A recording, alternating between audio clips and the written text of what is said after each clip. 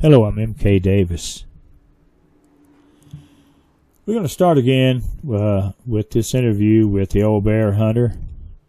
And in this part of the interview, he gets very opinionated about some things. And we're just going to listen in. I tried to keep him talking, keep him comfortable, and ask thoughtful and probing questions. And hopefully I did. So let's listen in. Russians, you know, I don't know that much about them. Russians are, a lot of people don't realize it and don't know it, and they, whatever. Russian is a friend to the United States. They're one of our best friends, but most people don't want to believe that. Well, you know, I guess that's because of the Cold War. You know, the Cold War, people, you know, took it that they were against us. But you know, when you heard of the Bay of Pigs? Yeah. Down Cuba? Yeah. Well, when we fighting, Russia was in there, was in Cuba when this was taking place and everything. And China was the one that told the United States to leave Russia alone.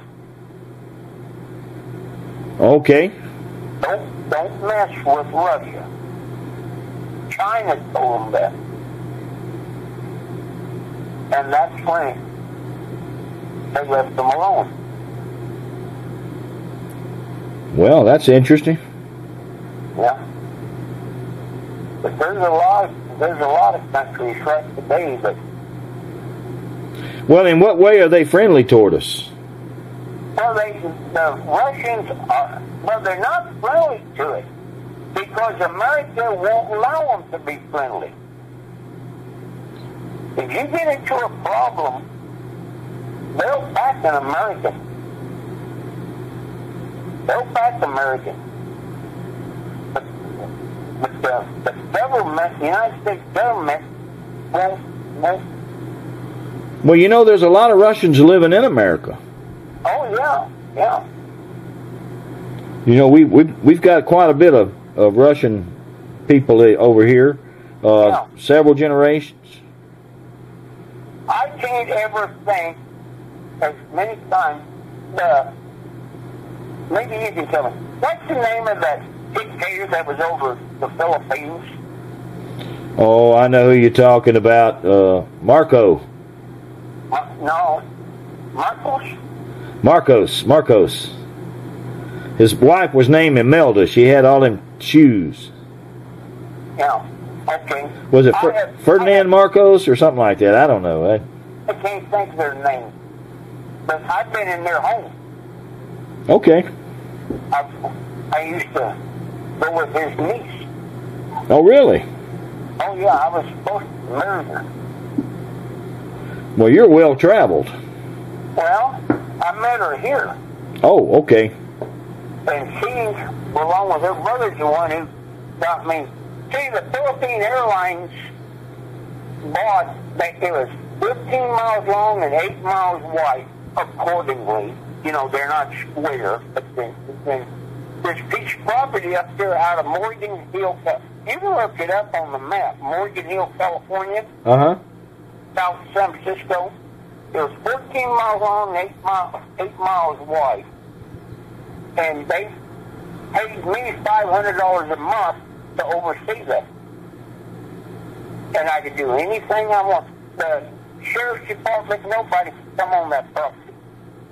It was Philippine Airlines, Philippine government property. Okay. And I hog hunted on it. I did everything. I run cattle on it. 14 miles by 8 miles wide. And it had 3 haciendas on it, which is dilapidated, you know, everything. Yeah. But at one time there was 3 Spanish haciendas on it.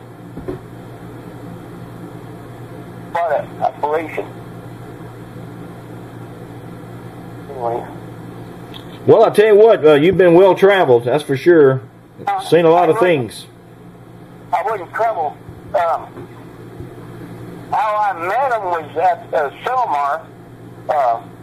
I was in college, and I went to I was part of the FFA college form of FFA. Future Farmers of America. And I met them there. And they were from the Philippines. And that's how I got to know them. Anyway, yeah, I think if a guy could get up there, I'd like to take 2 or 3 people with me to have company, you know, and dig. But at the same time, I get to worrying about, well, if I show it to them, are they going to fluff me off and then come back later and do it themselves, you know? Yeah. Oh, we go home and we got to do this, we got to do that, and then come back later. Well, I don't know how you would know, you know, if there's $1 million in it for anybody, you know, how if that changes the way people behave. Yeah. You know, you'd have to really know somebody really well. Yeah. $1 million, I mean, it's not as big as it used to be, but it's still a large sum of money. Hey, really, $1 million isn't nothing anymore. $1 million isn't nothing. I mean, I'd like to have $1 million, but it's not going to set you up, you know, in the lap of luxury your whole lifetime like it used to. No. So if you were to, It'd be nice spending stuff. well, if you were to get a corpse of some kind or even remains, you know, you'd probably have to negotiate, maybe try to get a little more than that, don't you think? Oh, yeah. Well, one thing you have to worry about is having the law come in on you. Well, I don't know. Why is that? Why would the law come in? Well, they want to take it away from you to claim it for themselves. You think so? I think so. Well, I tell you what, the law behaves strangely anyway. It's Yeah. you know, they're hard to figure out. I guess you know, when Ivan and them went down there and did what they did, you know, they didn't consult any law, you know, to ask for permission to do it. You know, if they had, they never got it. You know, so I guess they just figured they needed to just go in there and do it on their own. I wonder if Ivan cut any deals with the Russians, you know. No, I don't think he had anything to do with any other country like that at all. Okay. I see who Ivan was hooked up with, and same people. Have you ever seen In Search of Bigfoot? Yeah, I have seen that. Yeah. Okay, well, I've got the movie. Yeah. And Ivan Mark autographed it, and he gave me the movie and everything. And Walt Disney's the one who bought him that almost 500 acres and gave to him. Yeah. There's something ranch. Oh, they're at Bernie. Yeah. Yeah. I know what you're talking about. I've seen pictures of it. I tell you who, if we could get him to tell the truth, which I don't know Gimlin personally, but I don't think he'll tell you the truth. I'm not bad-mouthing him, I'm just saying, I don't think he'll tell you the truth because he don't want the truth to be gotten out. Well, that's kind of the impression I get too, but I watched this program, BFRO, here one time, and when they supposed to gone up out of Bluff Creek, and they took Austin Gimbal up there, and he said over television that there was not a shot fired. yeah. That was on the program. We did not shoot a gun. There was no gun shot. Well, some people can, I guess they, you know, if it's in their best interest that nobody knows, there's nobody to tell but him. You know, Patterson's dead. Well, I tried to call Peggy here a while back, and she had no, her phone's been, I presume Peggy's passed away from now. I don't know about, we're the only ones that I know that's living, supposedly, is Bob Gimley, however you pronounce it. Yeah. The rest of them are dead.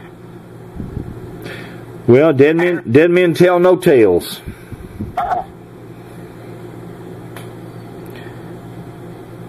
But I shoot myself for not hitting Ivan. I think he would have told me the whole story.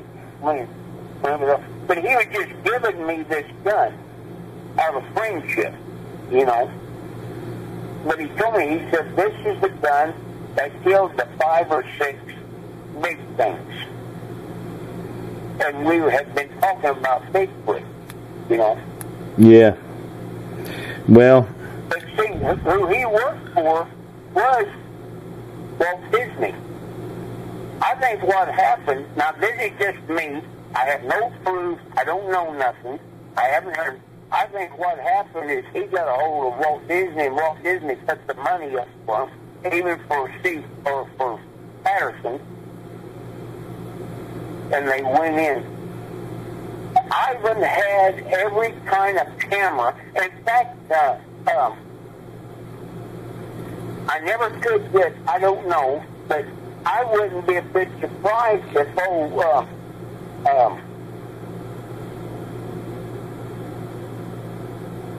the Bigfoot guy, what's his name?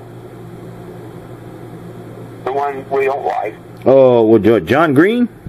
No.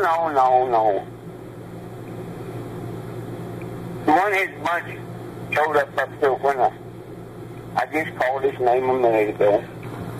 Well, if you go back out there, let me know. I'd like to know. Yeah. Well, it'll probably be a little while, but yeah, I want to go out there and stay long enough where I can go down. I'm going to take a different tour this time. I'm going to go a different route. Well, you know, you can't go down all the way to the creek on that Bat Box Road no more, because they cut that road. Mm-hmm. You have to get on a horse and go from there, or either walk. Well, I got a friend up there that lives there. Well, he go up Icy Road. He lives about halfway up Icy Road, the way you turn off. Yeah. And he told me, he said, you need horses. He said, don't worry. He said, I can get you what horses you need. But that's the problem right now. I can't get on a horse. I can't get my leg up except in the stirrup. Well, maybe you can if it's a Welch. Yeah, that's what I'm thinking of. That's what I want. All right, man. Well, you know, I think I'm going to get cleaned up and go to bed and try to sleep some of this cold off. Yeah. It's been whipping me. I've been coughing all night and losing sleep. I got some. I always just take a good hot shower and dry off pretty good. Get on my bed and put a fan on me and go to sleep. Yeah, I got some cold medicine that I need to take, and it kind of makes you sleepy, and it's supposed to break this stuff up. Yeah. When I get a cold, I always just take a good shower, hot shower, and get lay on top of my bed with no covers on, put a fan right on top of it. Next morning, I'm over my cold. Well, I'll tell you what, it sounds like a good idea. It always works for me. Or better yet, if it's snow up in the mountains, I always used to go up and play in the snow when I have a cold.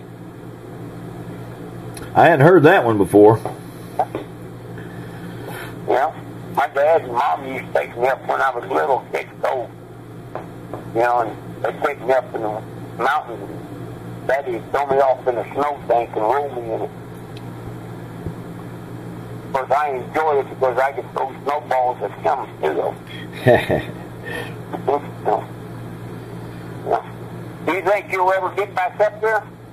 You know, I don't know. You know, it's a lot of time, a lot of expense, and my health ain't what it was. Yeah. Well, that's me. I'm just thinking from here out there to make the round trip, I'm looking at probably $3,000 just for gasoline. Yeah, because you got to pull your stuff, don't you? Well, yeah. The last time I went out there, I was given the money, and it cost me almost $2,500, and it costs more now than it did before, but this time I won't take it what I did before. Not as heavy.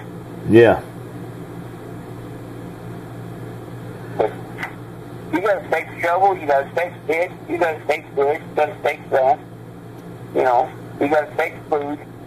Yeah, because you sure came by it. Not way out there. Look here, man. I'm gonna let you go then. Okay. Well, thanks. Man, I enjoyed the conversation. You know, we'll call me again. I mean, don't be a stranger. Well, the same here. We'll talk to you later then. All righty. Bye-bye. Well, there you have it. I hope you've enjoyed some of the revelations that have come to us by means of the old bear hunter. And there's another interview that I'll feature here shortly, but it's interesting stuff for sure. And I thank you for your time.